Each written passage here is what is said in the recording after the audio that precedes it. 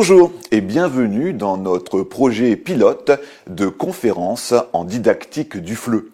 C'est un nouveau projet de partenariat qui a été établi entre l'Institut français du Maroc et le Centre maroco-coréen de formation ANTIS, notre partenaire privilégié au sein de l'éducation nationale marocaine.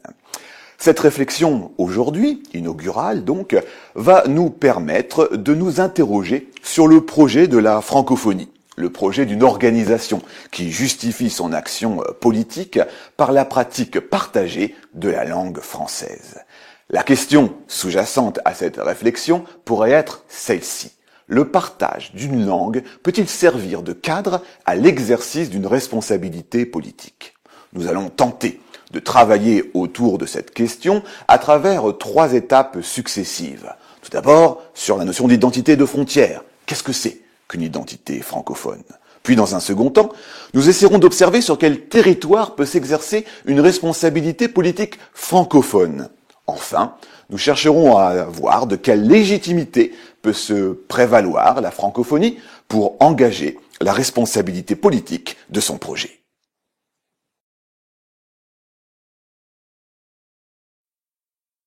Dans un premier temps, nous allons réfléchir à la notion d'identité francophone. Parce que le monde contemporain nous place en effet dans de douloureux paradoxes. Et les frontières actuelles semblent d'étranges produits de l'histoire qui interrogent chacun sur son identité profonde. Je suis français, je suis européen, je suis francophone, je suis citoyen du monde. L'identité moderne se construit sans doute dans un jeu de cercles concentriques.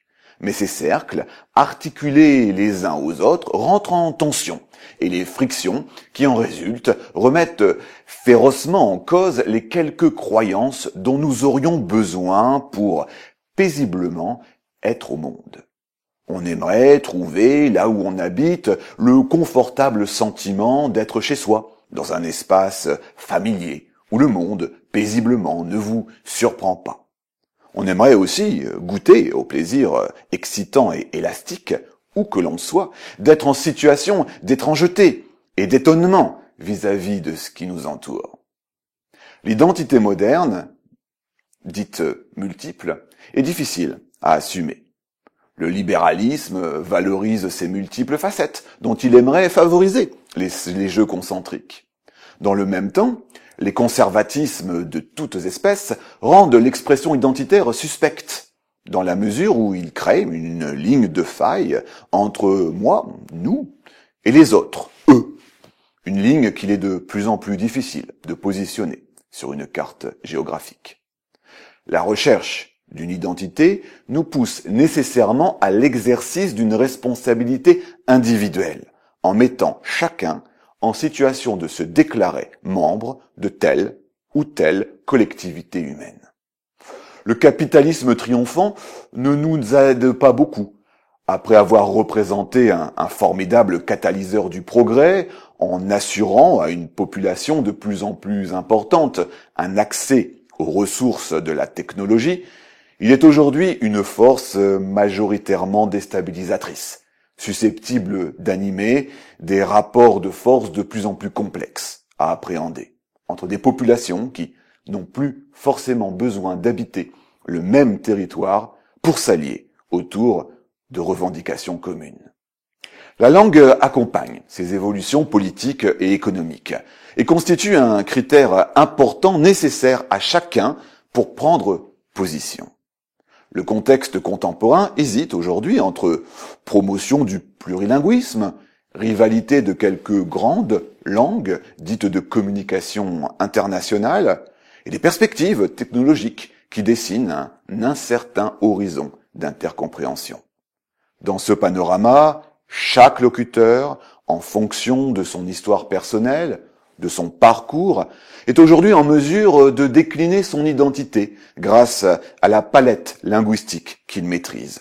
Ce locuteur possède donc une identité linguistique complexe qui interroge sa capacité à investir un monde contemporain où l'identité n'est jamais univoque.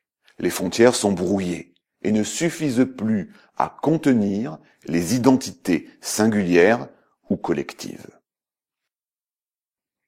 Bernard Rethel a montré la complexité de ce qui est engagé à travers la notion de frontière dans son article intitulé La frontière internationale, objet sémique, processus multidimensionnel, interface signifiante. La frontière, en effet, est une notion complexe parce qu'elle est tout à la fois le produit d'un processus de construction de l'État moderne, elle est un construit historique, fruit de la rencontre entre d'une part le projet politique d'une nation et d'autre part l'assentiment d'une population qui adhère à cette proposition politique. Mais la frontière, c'est aussi une réalité polysémique, en permanente resémantisation, selon qu'on la considère dans une perspective juridique, symbolique, politique. Enfin, la frontière, c'est aussi la manifestation concrète d'un jeu d'interface, articulant le dehors et le dedans, autorisant la gestion pratique des flux à travers la prise en considération des perméabilités. La frontière est donc un outil de la régulation qui permet de penser la porosité entre distance et proximité. C'est dans ce cadre que je souhaite m'interroger sur le projet d'un français comme langue partagée. L'usage de cette langue légitime en effet une structure politique, comme l'Organisation internationale de la francophonie, l'OIF, qui réunit depuis le sommet d'Antananarivo des 26 et 27 novembre 2016 84 pays membres ou observateurs. C'est un rassemblement politique qui permet à l'OIF de revendiquer le statut de seconde organisation multilatérale mondiale, après l'ONU. Cette communauté politique réunit tous les 2 ans, à l'occasion des sommets internationaux de la francophonie, les chefs d'État et de gouvernement de ces pays membres. Elle s'accorde à cette occasion sur un projet qui à l'initiale était plutôt linguistique et culturel, mais qui aujourd'hui embrasse la plupart des champs d'activité qui font l'objet de partenariats entre les sociétés humaines. Ce projet repose sur l'idée d'une langue partagée qui fonde une communauté de valeurs dans laquelle les 84 États acceptent de se reconnaître.